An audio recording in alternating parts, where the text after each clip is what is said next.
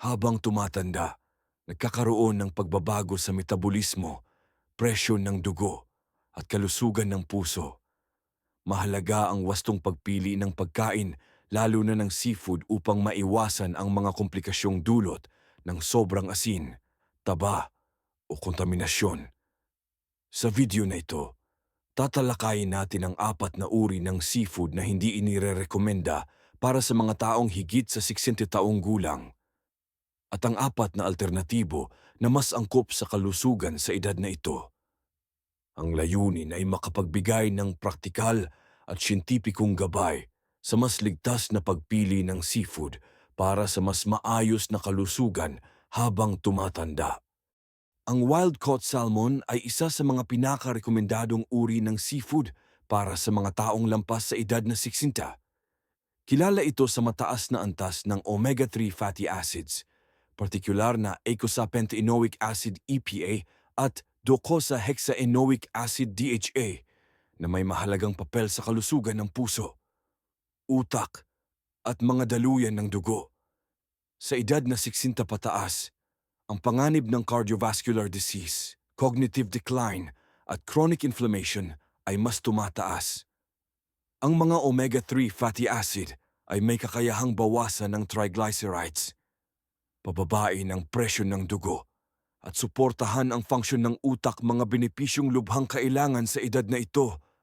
Ayon sa isang malawakang pag-aaral na isinagawa ng Harvard TRTH Chan School of Public Health noong 2018, ang mga taong regular na kumakain ng isdang mayaman sa omega-3 gaya ng salmon ay may mas mababang panganib ng pagkamatay mula sa sakit sa puso. Napag-alaman din na ang mas mataas na antas ng omega-3 sa dugo ay kaugnay ng mas mahaba at mas malusog na pamumuhay. Sa parehong taon, lumabas din ang isang pagsusuri sa Journal of Internal Medicine na nagsabing ang pagkain ng oily fish 2 beses sa isang linggo ay may malinaw na epekto sa pagbawas ng systemic inflammation, na karaniwang problema ng mga senior. Bukod sa omega-3, ang wild-caught salmon ay mayaman din sa bitamina D, B12 at selenium. Ang bitamina D ay tumutulong sa pagpapanatili ng malakas na buto at kalamnan, bagay na kritikal sa pag-iwas sa osteoporosis at pagkabagsak. Ayon sa datos mula sa National Institutes of Health 2020, halos 70% ng mga matatanda ay may kakulangan sa bitamina D. Kaya't ang pagkain ng salmon ay maaaring makatulong sa pagpapalakas ng skeletal health. Ang B12 naman ay mahalaga sa nerve function at energy production, habang ang selenium ay may papel sa immune function at antioxidant protection. Mahalagang tandaan na ang wild-caught na salmon ay mas mainam kaysa sa farmed salmon dahil mas mababa ito sa contaminants gaya ng polychlorinated biphenyls PCBs at mercury. Ayon sa Environmental Working Group EWG, ang ilang uri ng farmed salmon ay may taglay na mas mataas na level ng environmental pollutants na maaaring makasama sa kalusugan, lalo na sa mga may edad.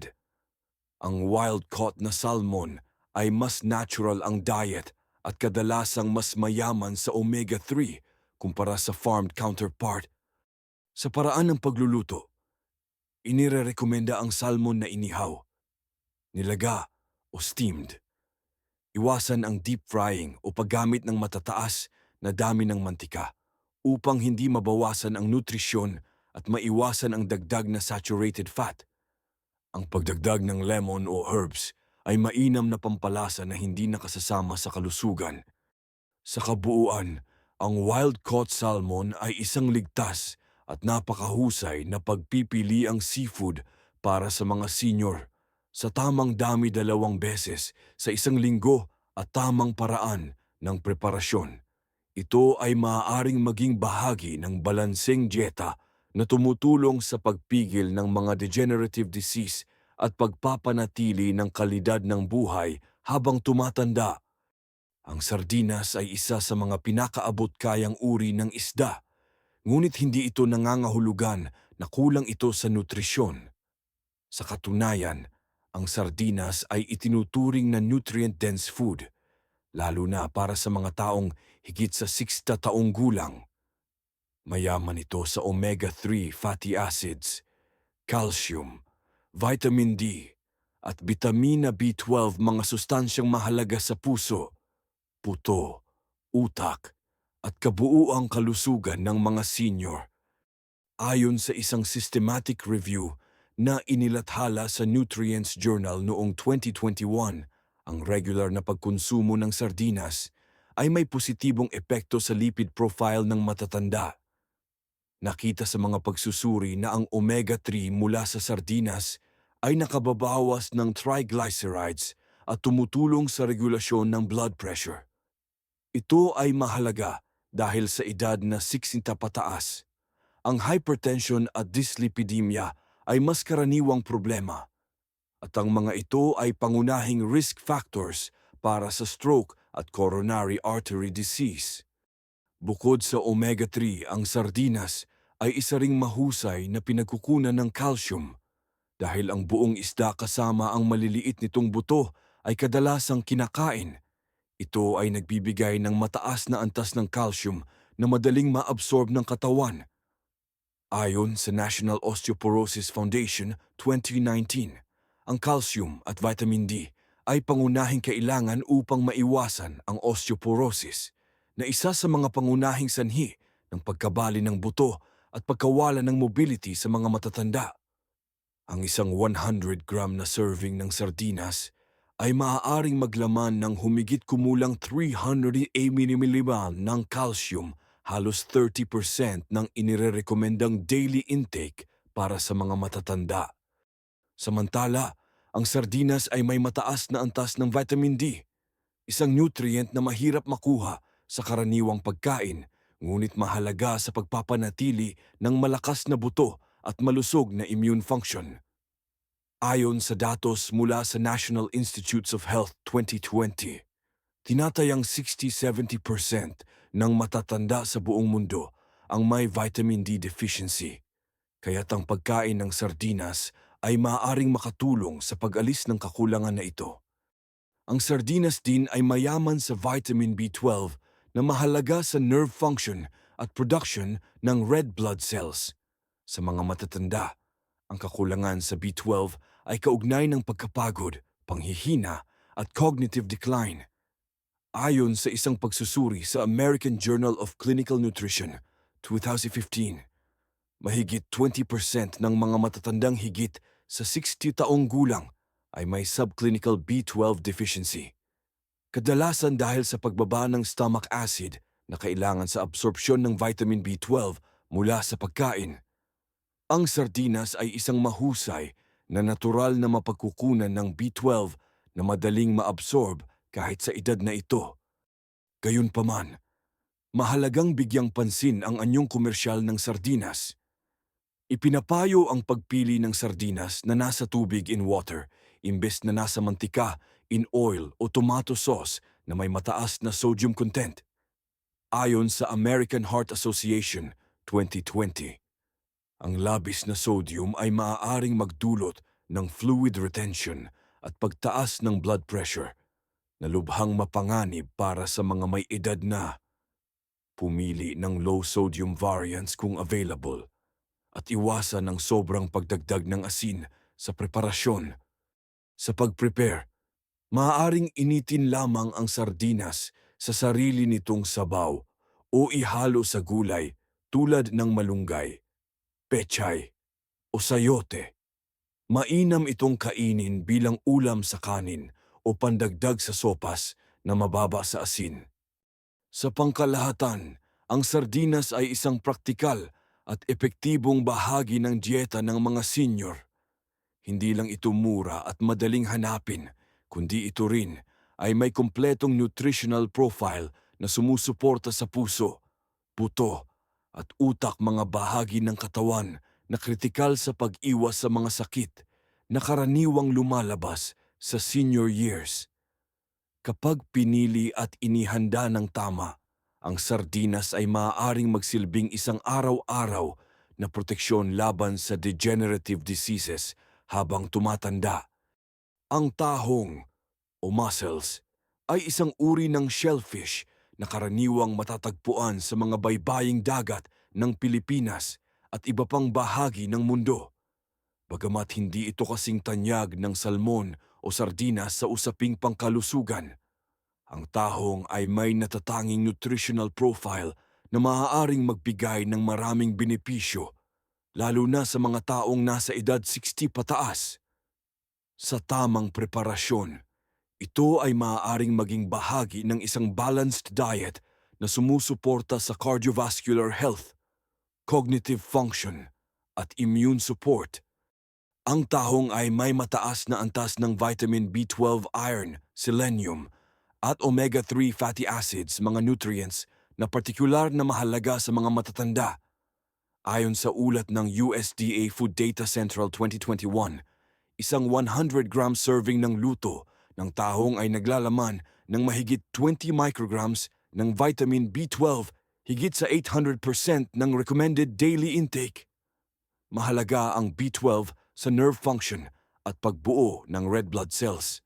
Sa mga matatanda, ang kakulangan sa B12 ay maaaring magdulot ng memory problems, fatigue, at tingling sensation sa kamay at paa, ayon sa Mayo Clinic 2020. Bukod dito, ang tahong ay mahusay ding pinagkukunan ng hemi-iron, ang uri ng iron na mas madaling maabsorb ng katawan. Sa edad na 60 pataas, mas tumataas ang panganib ng iron deficiency anemia dahil sa kakulangan sa iron absorption at minsan ay dulot ng mga gamot o kondisyon gaya ng gastrointestinal bleeding. Ayon sa datos mula sa World Health Organization 2019, halos 25% ng mga senior ay may subclinical o overt anemia na maaaring magpahina ng resistensya at lakas ng katawan. Ang tahong ay nagbibigay ng natural at bioavailable na iron na makatutulong sa pag-iwas dito. Ang selenium naman ay isang trace mineral na may antioxidant properties.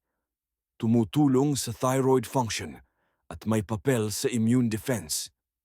Sa isang meta-analysis na inilathala sa Nutrients Journal 2018, napag-alaman na ang selenium deficiency ay may kaugnayan sa cognitive impairment sa matatanda at ang sapat na selenium intake ay maaaring makabawas sa panganib ng Alzheimer's disease. Sa konteksto ng Pilipinas, kung saan maaaring kulang sa selenium ang ilang lokal na dieta, ang pagkain ng tahong ay maaaring makatulong sa pagpuno sa kakulangan na ito. Hindi rin dapat kalimutan ang kontribusyon ng tahong sa omega-3 intake. Bagamat hindi ito kasing taas ng salmon, ang tahong ay may sapat na dami ng eicosapentaenoic acid EPA at docosahexaenoic acid DHA na napatunayang may anti-inflammatory effect. Sa mga taong may osteoarthritis o rheumatoid arthritis na karaniwang sakit ng matatanda, ang omega-3 ay nakatutulong sa pagpapababa ng joint inflammation at pananakit, ayon sa Arthritis Foundation 2019. Mahalaga ring banggitin na ang tahong ay isa sa mga shellfish na may mababang mercury content. Ayon sa datos ng US FDA 2022, ito ay mahalagang konsiderasyon sa senior population dahil ang mercury accumulation ay maaaring makasama sa utak at bato, lalo na sa mga taong may mabagal na metabolic clearance.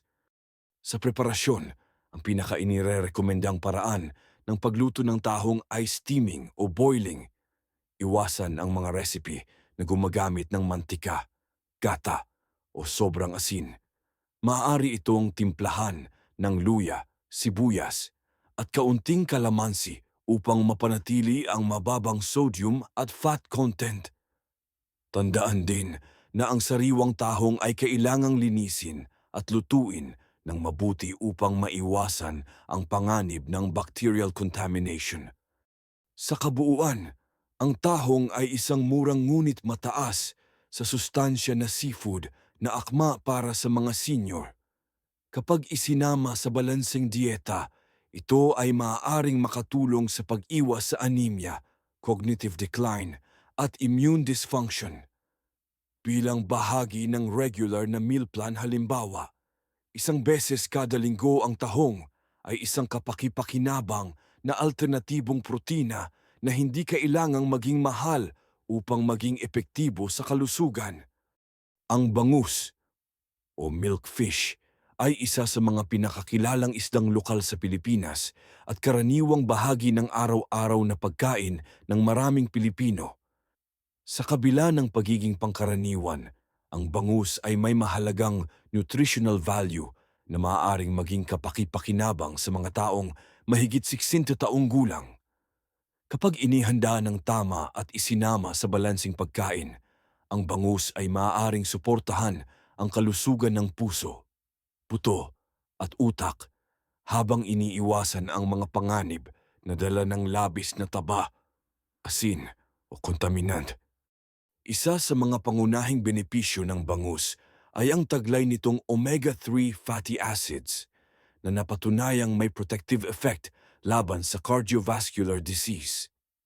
Ayon sa isang pag-aaral mula sa Asia Pacific Journal of Clinical Nutrition 2017, ang bangus ay kabilang sa mga isdang lokal na may katamtamang hanggang mataas na antas ng EPA at DHA, dalawang anyo ng omega-3 na tumutulong sa pagbawas ng triglycerides, pagsasaayos ng heart rhythm, at pagpapababa ng systemic inflammation.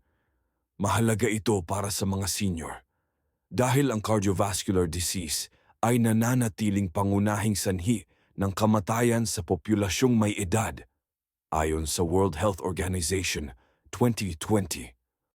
Bukod sa omega-3, ang bangus ay mayaman din sa high-quality protein na kritikal sa pagpapanatili ng muscle mass sa matatanda. Ayon sa European Society for Clinical Nutrition and Metabolism (ESPEN) 2019, ang sarcopenia o age-related muscle loss ay isa sa mga pangunahing sanhi ng kahinaan, pagbagsak, at pagkakulong sa kama ng mga taong higit sa 60. Ang pagkain ng sapat na protina mula sa mga natural na pinagkukunan gaya ng isda ay may malaking epekto sa pagpigil sa muscle wasting. Ang bangus ay may taglay ding calcium, phosphorus, at vitamin D, mga micronutrients na nagtutulungan upang mapanatili ang tibay ng buto. Ayon sa datos ng Food and Nutrition Research Institute of the Philippines, FNRL, 2021, isang 100 gram na serving ng lutong bangus ay maaaring maglaman ng humigit kumulang 8 ml ng calcium at 200 ml ng phosphorus. Bagamat hindi ito kasing taas ng sardinas sa calcium, ang kontribusyon nito ay mahalaga, lalo na kung isinama sa iba pang pagkaing mayaman sa bone-supporting nutrients. Sa kabila ng mga benepisyong ito, mahalaga ring bigyang pansin ang paraan ng pag-aalaga at pagluluto ng bangus. Ang mga locally farmed bangus sa Pilipinas ay karaniwang mas mababa ang mercury level kumpara sa imported na isda gaya ng tuna. Ayon sa US Food and Drug Administration 2022, ito ay positibong balita para sa mga senior na maaaring mas sensitibo sa heavy metal exposure. Gayunpaman, iwasan ang bangus na niluto sa maraming mantika, tulad ng daing na pinirito, dahil ito ay maaaring tumaas ang saturated fat content at maging sanhi ng pagtaas ng kolesterol. Mas inirekomenda ang grilled, steamed o sinigang na bangus dahil sa mga metodong ito ay nananatili ang nutrisyon habang minimal ang paggamit ng asin at mantika. Maaari rin itong isama sa mga gulay na mayaman sa fiber at antioxidants gaya ng kangkong, labanos, at mustasa na parehong pabor sa digestive at metabolic health ng matatanda. Sa kabuuan, ang bangus ay isang sustainable, abot-kaya, at masustansyang pagpipili ang isda para sa mga senior. Taglay nito ang mahahalagang fatty acids, protina, at micronutrients na tumutulong sa pag-iwas sa mga karaniwang kondisyon ng pagtanda gaya ng alta presyon, kahinaan ng kalamnan, at osteoporosis. Sa pamamagitan ng tamang pagpili at preparasyon, ang bangus ay maaaring maging regular na bahagi ng dieta ng isang senyor na nagnanais ng mas malusog at mas aktibong pamumuhay. Ang imitation crab, o kilala rin bilang surimi, ay isang uri ng processed seafood na madalas makita sa mga frozen section ng supermarket. Ginagamit sa sushi rolls, crab sticks, o seafood salad. Sa panlabas na anyo, ito ay kahawig ng totoong alimango. Ngunit sa katunayan, ito ay gawa sa pinong tinadtad na isda, karaniwan ay pollock na hinaluan ng starch, egg white, flavorings, food coloring, at iba't ibang additives. Bagamat mura at madaling ihanda, ang imitation crab ay hindi inirerekomenda para sa mga taong higit sa 60 taong gulang, lalo na kung ito ay bahagi ng regular na pagkain. Isa sa mga pangunahing dahilan kung bakit dapat iwasan ang imitation crab ay ang mataas nitong sodium content. Ayon sa datos mula sa USDA Food Data Central 2021, ang 100 gramo ng imitation crab ay maaaring maglaman ng humigit kumulang 703 ng sodium, halos 30% ng daily limit para sa mga matatandang may alta presyon. Ang sobrang sodium ay may direktang epekto sa pagtaas ng blood pressure, na isa sa mga pangunahing risk factor sa stroke at heart disease sa senior population. Ayon sa American Heart Association 2020, ang pagbawas ng sodium sa pagkain ay isa sa mga pinaka-epektibong paraan upang pababain ang panganib ng cardiovascular events sa mga taong higit sa 60. Bukod sa sodium, ang imitation crab ay madalas ding may taglay na monosodium glutamate (MSG), preservatives tulad ng sorbate at phosphate, at artificial food colorings gaya ng carmine. Ang mga sangkap na ito ay maaaring magdulot ng adverse reactions sa mga matatanda, tulad ng pananakit ng ulo, hypersensitivity, at sa ilang kaso ay pagtaas ng blood sugar o uric acid. Sa isang review article mula sa Journal of Food Science and Nutrition, 2018, binanggit na ang long-term exposure sa food additives sa processed seafood ay maaaring makaapekto sa kidney function at metabolic balance ng mga taong may edad. Isa rin sa mga problemang pangnutrisyon ng imitation crab ay ang mababa nitong protina at omega-3 content kung ikukumpara sa tunay na isda. Habang ang natural na isdang, tulad ng bangus o sardinas, ay may 18 to 22 gramo ng protina bawat 100 gramo, ang imitation crab ay karaniwang may 6 to 8 gramo lamang. Ganito rin sa omega-3 fatty acids, halos wala itong laman maliban kung idinagdag artificially. Ayon sa Harvard School of Public Health 2019, ang sapat na protina at omega-3 ay mahalaga para sa maintenance ng kalamnan, cognitive health, at anti-inflammatory function sa senior age group.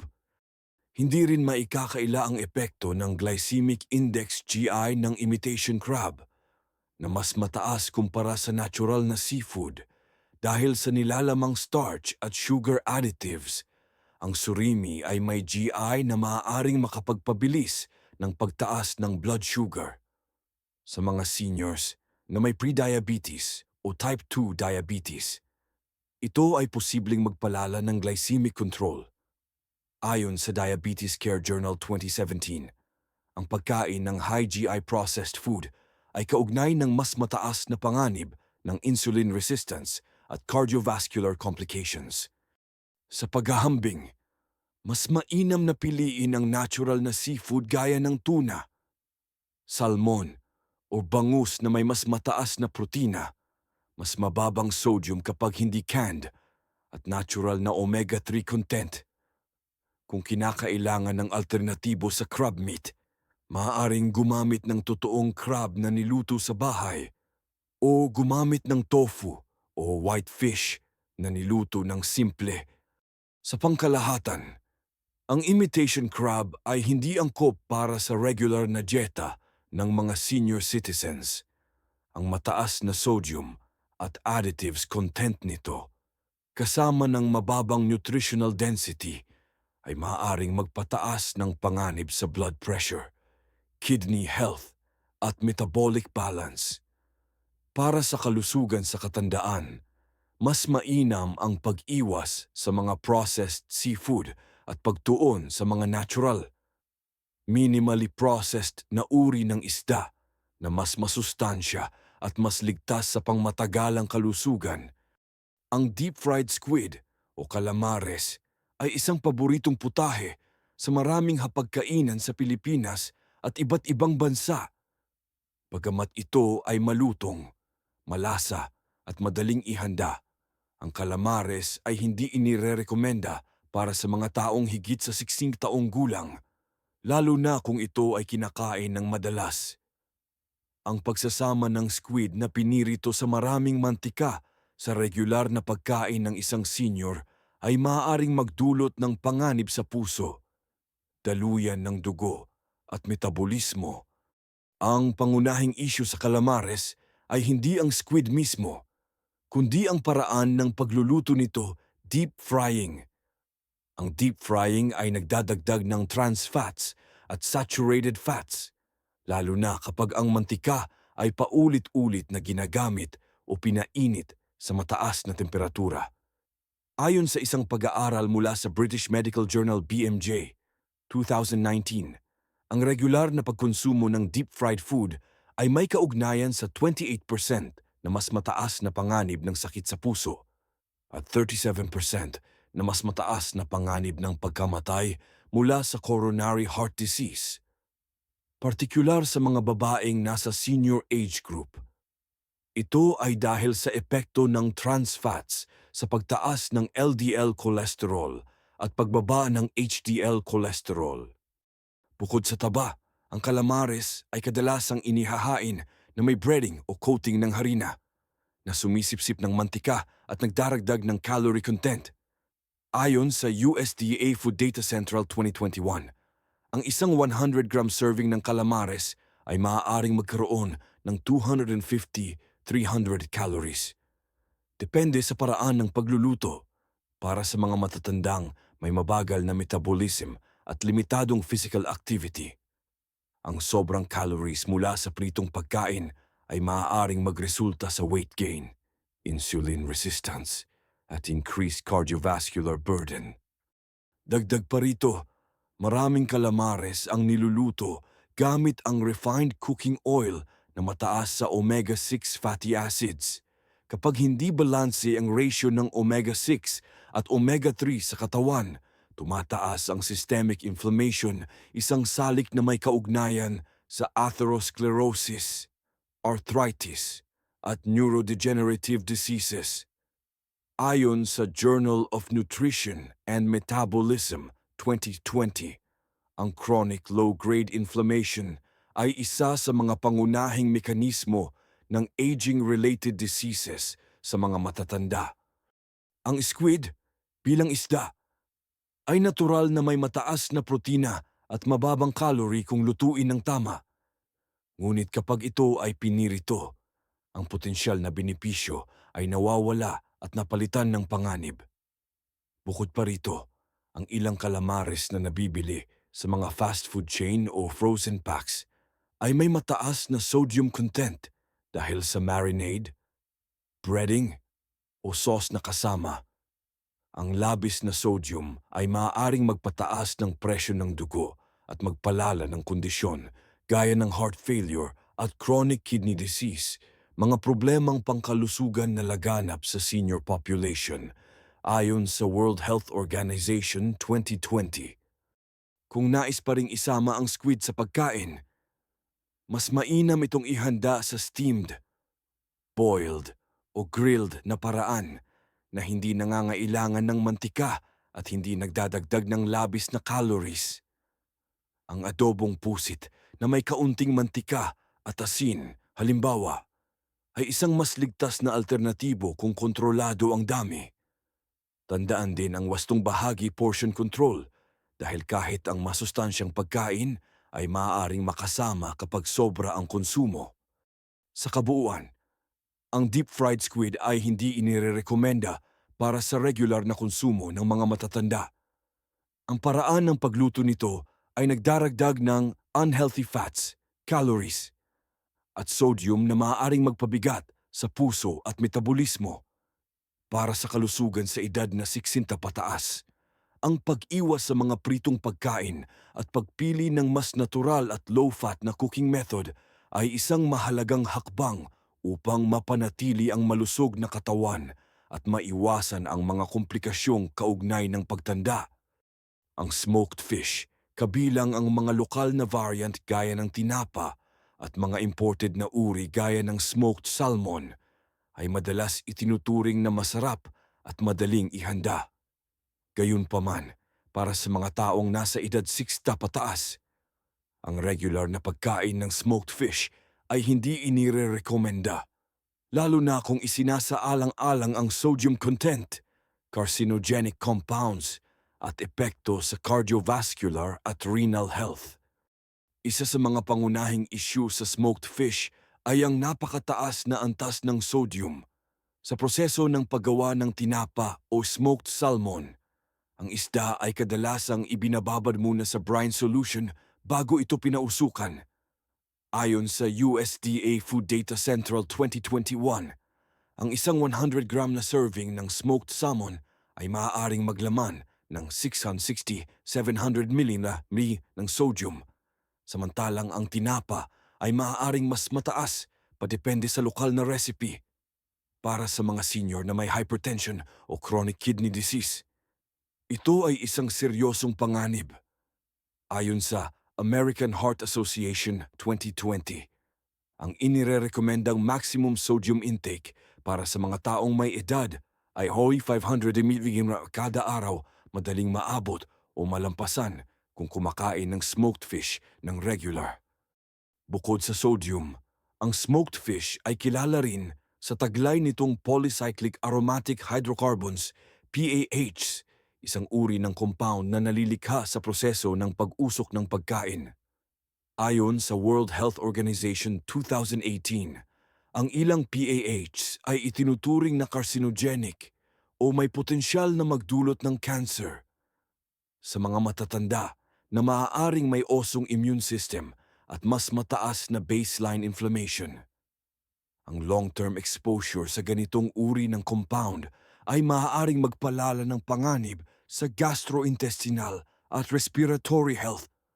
Sa karagdagan, ang mga produktong pinausukan ay madalas ding may nitrites at nitrates, lalo na kung ito ay commercially processed. Ang mga ito ay ginagamit upang mapreserba ang isda at mapanatili ang kulay. Ngunit kapag nalantad sa mataas na init o acid sa tiyan, maaaring mag-transform ang mga ito sa nitrosamines, isa ring compound na posibleng carcinogenic. Ayon sa International Journal of Cancer 2019, ang regular na pagkain ng processed meat at smoked products ay may kaugnayan sa mas mataas na panganib ng colorectal cancer, lalo na sa mga taong higit sa 60 taong gulang. Isang karaniwang argumento ay ang smoked salmon ay may taglay pa ring omega-3 fatty acids. Totoo ito, ngunit ang benepisyong ito ay maaaring mawala o mabawasan kung ito ay sinamahan ng sobrang asin at kemikal, ayon sa Journal of Clinical Lipidology 2020. Ang anti-inflammatory effect ng omega-3 ay maaaring hindi sapat upang kontrahin ang epekto ng sobrang sodium sa blood vessels, lalo na sa mga taong may existing cardiovascular disease. Para sa mga seniors na nais pa rin kumain ng isda na may lasa ng usok, may mga mas ligtas na alternatibo. Halimbawa, maaaring gamitin ang oven-roasted o grilled fish na may kaunting herbs at natural na smoky flavor mula sa spices gaya ng paprika o cumin. Ang mga ito ay nagbibigay ng mas ligtas na lasa nang hindi isinasakripisyo ang nutrisyon o kalusugan. Mahalaga rin ang label reading.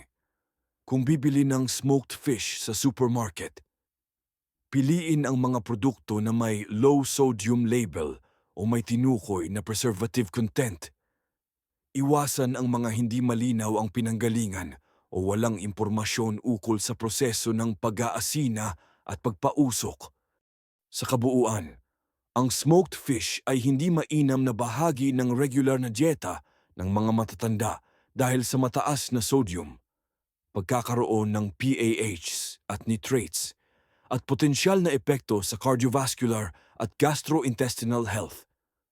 Bagamat maaaring kainin paminsan-minsan, ito ay dapat isama sa diet ng may kontrol at palaging isaalang-alang ang mas ligtas at natural na alternatibo upang mapanatili ang maayos na kalusugan sa pagtanda. Ang hipon ay isa sa mga pinakapopular na uri ng seafood sa Pilipinas at sa buong mundo. Gayunpaman, hindi lahat ng hipon ay ligtas at kapaki-pakinabang para sa mga senior, lalo na kung ito ay mula sa mga intensive farming operations na walang sapat na regulasyon o sertipikasyon.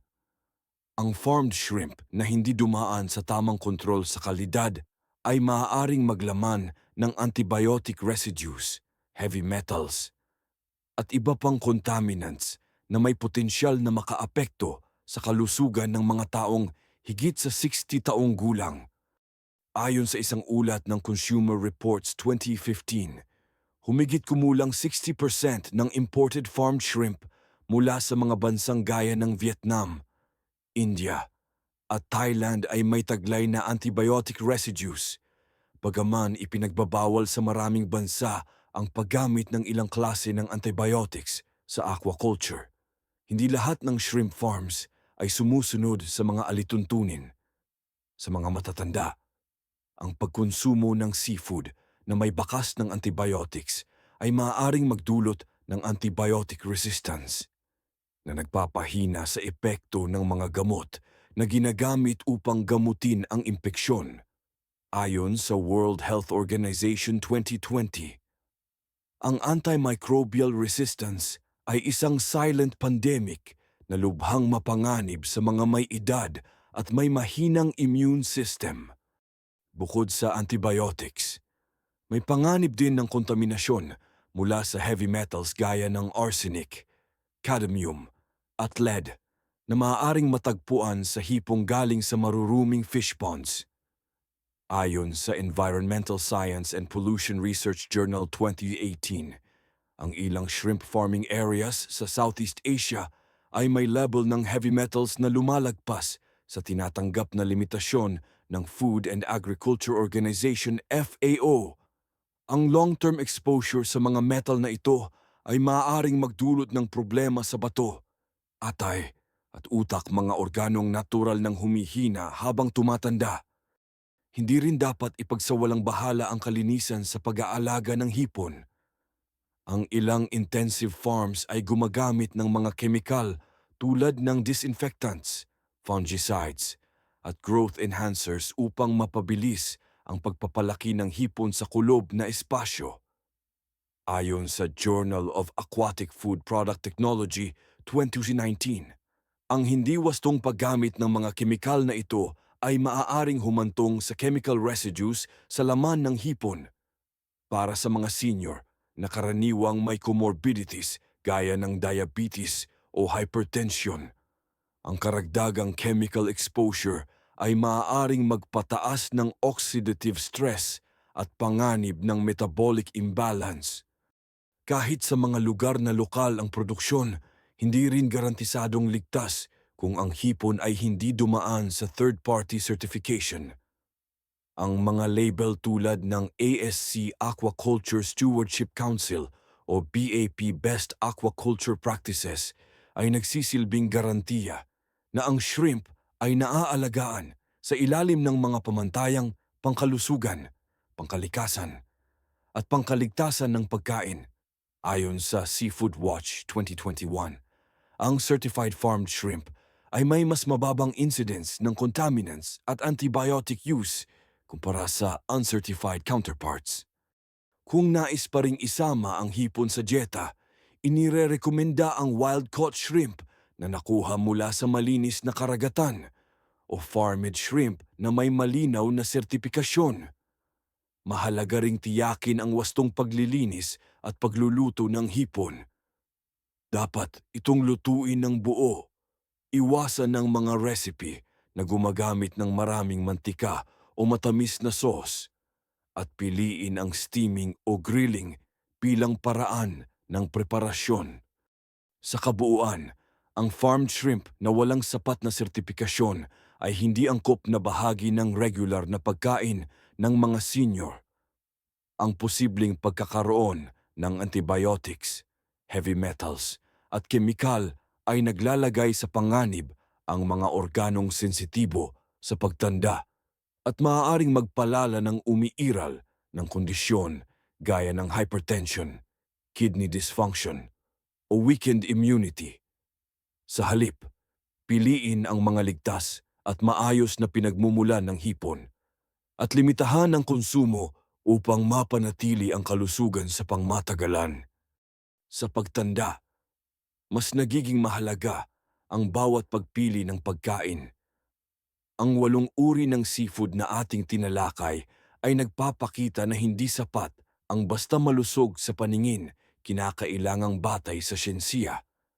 Tamang preparasyon at mapagkakatiwala ang pinagmulan ang ating mga kinakain sa pamamagitan ng pag-iwas sa mga seafood na mataas sa sodium, kontaminado sa antibiotics o kemikal, at niluto sa paraang hindi angkop, mababawasan ang panganib ng mga kondisyon tulad ng alta presyon, sakit sa puso, at pagkasira ng bato.